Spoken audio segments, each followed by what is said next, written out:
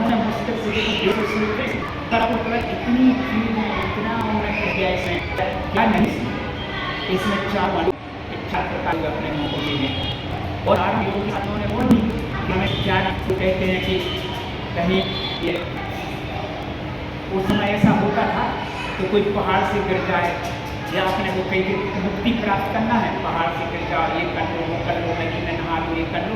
तो उन्होंने इन सब मूर्ताओं को, इनको मूर्ता कहा है और इनको मूर्ता को उन्होंने कहा ये मूर्ताएँ हैं, ये हमें संसार में भटकाने वाली है, ये मिथ्यात्व कहलाता है।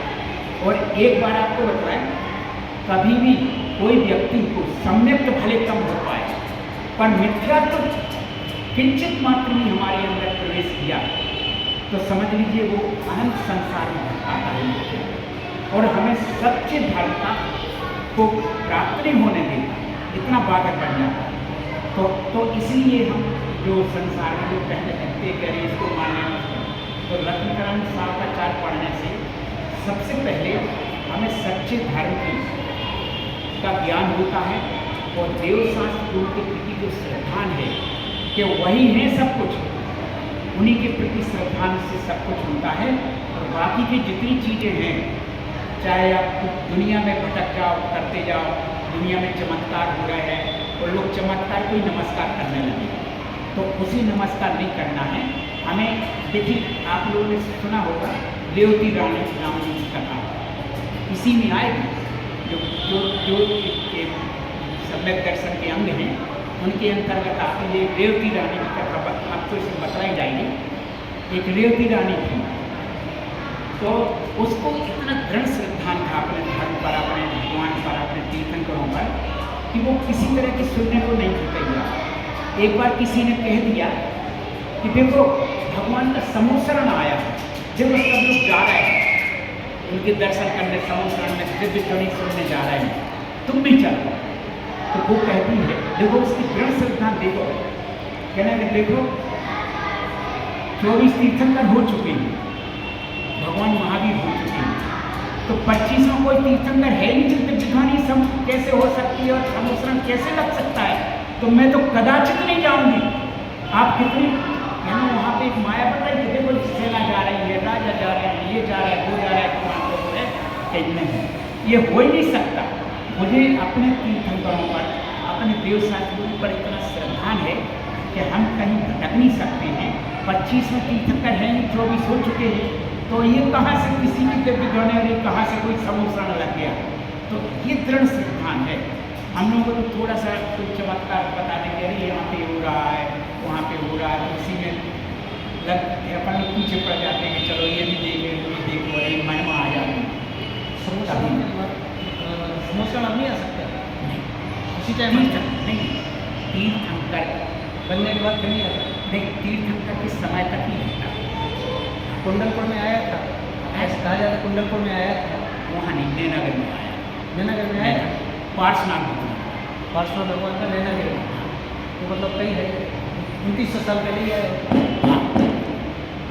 क्या है समोसरण है, भगवान जहाँ जहाँ का उनका विहार होता है ना और दिव्य ध्वनि उनकी खिलती है, तो समोसरण ये अपने देवकृत है चीज़ें।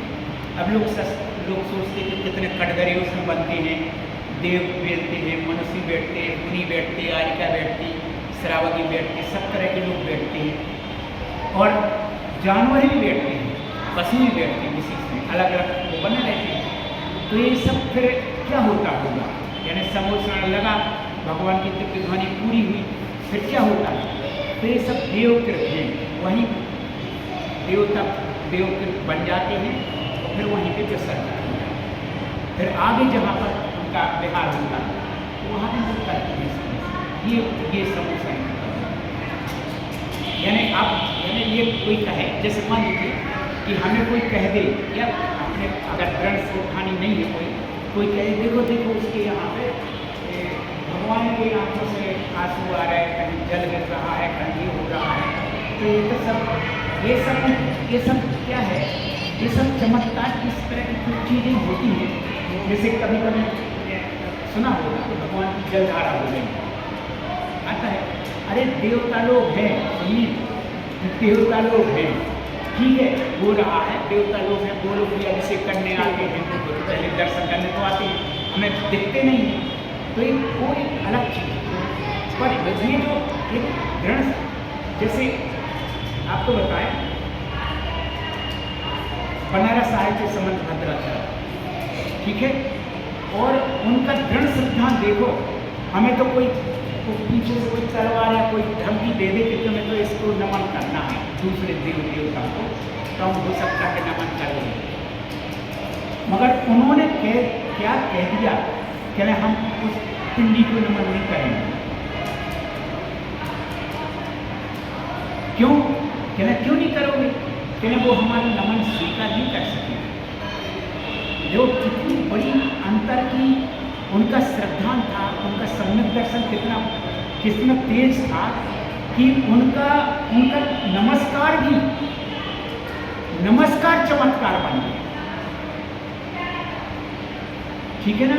उन्होंने क्या किया, उन्होंने एक एक भगवान की स्तुति कर रहे थे, ये शब्दों से शुरू की, और जैसे उन्होंने चंद्रप्रभु भगवान की स्तुति शुरू की, चंद्रप्रभम चंद्रमरीचिगोरम चंद्रम द्वितीयम जगतीय कांतम वंदे भी वंदम महसा नृसिन्नम जिनम जितस्वांत सायम।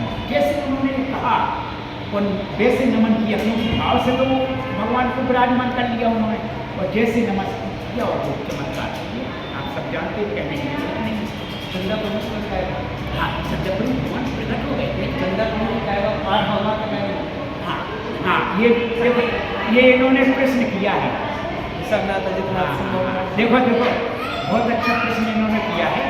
ये कह रहे कि ऋषभदेव को, आदित्यनाथ भगवान को, संभवनाथ, सुमतिनाथ, प्रथम पुरुष, पार्श्वनाथ, सबको नमन किया उन्होंने, तीर्थंकर 8वें में क्यों किया उन्होंने? तो 8वें में इसलिए किया कि 8वें में नमः शब्द आया है,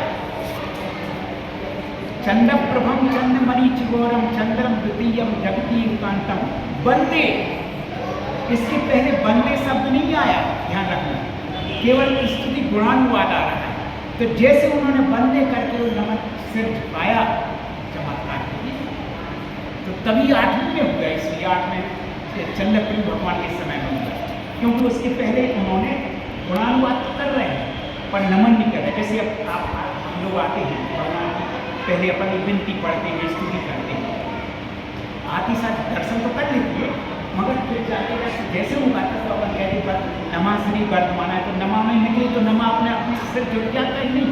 तो जैसे बंदे कहा उन्होंने और चमत्कार ये इस तरह दृढ़ सिद्धांत बनना, इस रत्नकांड सेवाचार्य को इसलिए यहाँ पे अपन प्रारंभ किया गया है कि हम लोग कम से कम बहुत प्रारंभ की वस्तु थे। ये हमने कटनी में जब हम विद्यालय में पढ़ते थे, यानी 6ठी 7वीं क्लास में, तब रत्नकांड सेवाचार्य उस समय पढ़ाया गया। तो बिल्कुल प्रारंभिक चीज़ है, मगर बहुत महत्वपूर्ण ग्रंथ है। इसको पढ़ने से हमें अपने धर्म के प्रति महिमा आती है, श्रद्धान बनता है, और अन्य चीज़ों से हटते हैं, मिथ्यात्व से हट करके हम सम्यक की ओर आते हैं। ये रत्नकांड सेवाचार्य पढ़ने का फल है। और किसने लिखा, ये भी महिमा आती है। ऐसे दृढ़ श्रद्धानी ने लिखा कि वो कह रहे कि भैया हमारा कोई नमन जल्दी स्वीकार नहीं कर सकते।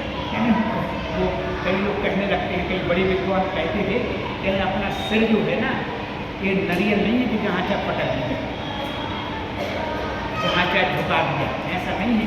हमारा सिर सम्यक दर्शन, सम्यक ज्ञान, सम्यक चारण, रत्नत्रय का सिर है, तो इसलिए वहीं झुकना चाहिए सिर जहाँ रत्नत्रय भारी, बीतराग हो, हितोपदेशी हो, सर्वत हो, तभी हमारा सिर झुकेगा, अन्यथा ठीक है ना।